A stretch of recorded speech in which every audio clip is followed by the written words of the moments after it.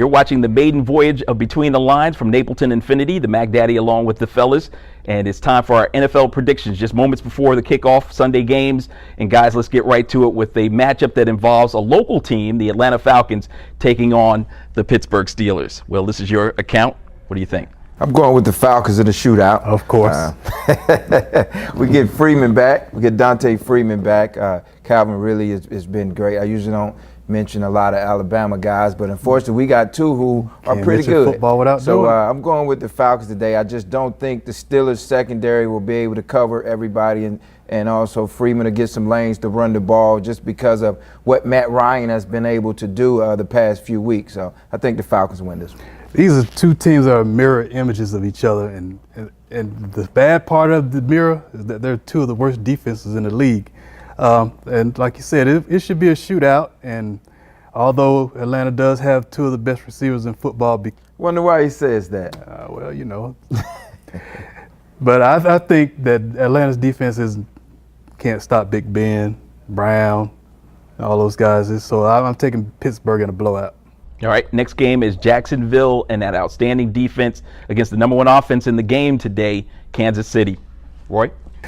You said it. Number one defense against the number one offense, and I'm going with my man Jalen Ramsey. You know how he is. And Patrick Mahomes has looked good, but he hasn't faced the best defense in the league. And the weather dictates it's going to be a ground and pound game for the Jaguars, and I'm not sure that Kansas City is ready for that because they also are one of the worst defenses in the league.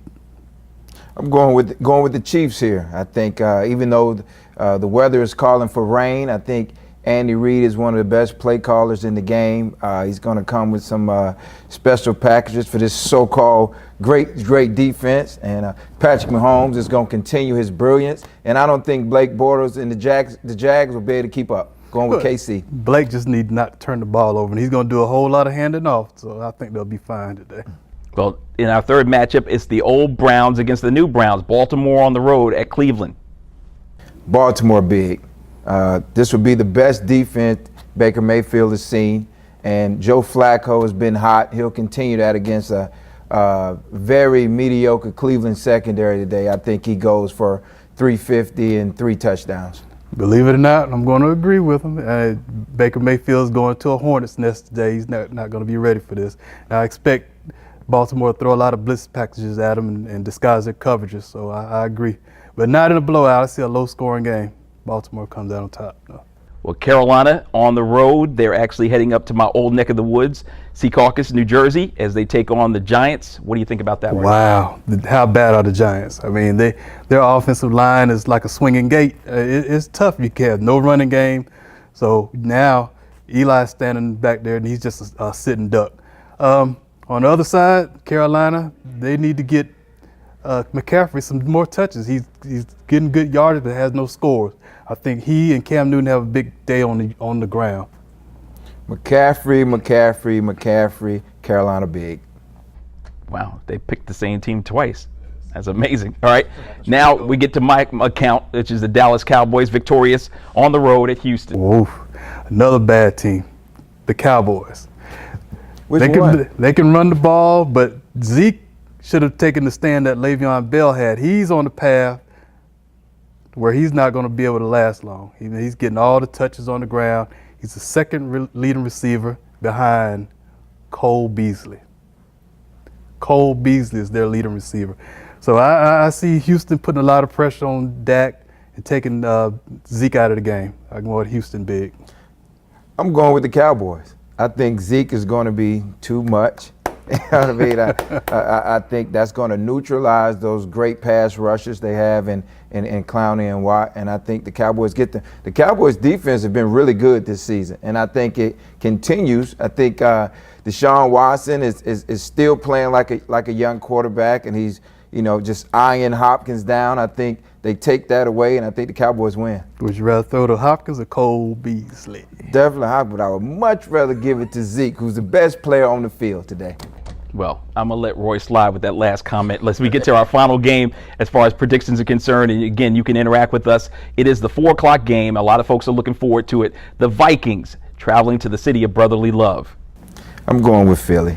The Vikings not playing good football right now.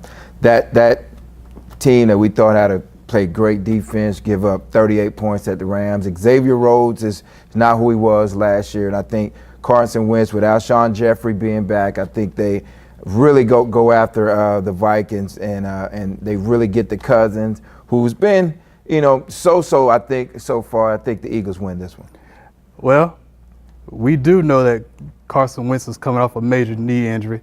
He's been a little shaky in the pocket. In fact, in the last 2 games, he's been sacked 9 times. So I expect the Vikings to bring a lot of pressure against him, and I think the Vikings get back on track. They're not as bad as their record is. I see them getting back on track. Taking the Vikings. Thank you for that pick. And this is the Vikings' opportunity, obviously, with the NFC Championship not going their way last year, to get revenge in the regular season against the Eagles. Fellas, it's time for us to wrap this show up with our look at the young quarterbacks in the league. Who's the best young quarterback, Roy, in the game? I'm going with Jared Goff. I don't know, Will is on this Patrick Mahomes love fest, but Jared Goff has a 127 quarterback rating, better than Mahomes, 1,400 yards, better than Mahomes, and he has 351 yards per game, better than Mahomes. What's there to argue? He has a better overall team. He has great defense. His the receivers, and he has Gurley. It's going to make his life a lot easier. Mahomes, in his first year as a starter, doesn't turn the ball over, doesn't get sacked, and just makes winning plays all the time. And that's why I'm going with Mahomes. And I think he does it today against the so-called top defense in the Jags to show everybody how good this guy's a superstar. Well, time will tell. All right. Well, our time is up. All hearts and minds clear? Absolutely. They got their points across. It's time for us to put a wrap on the first edition of Between the Lines. It's been my pleasure to sit beside Roy Peak and Will Avery. Hope that you enjoyed it.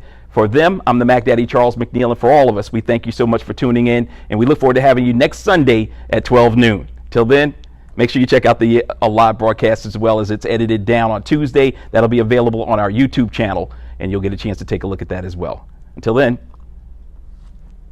have a great weekend.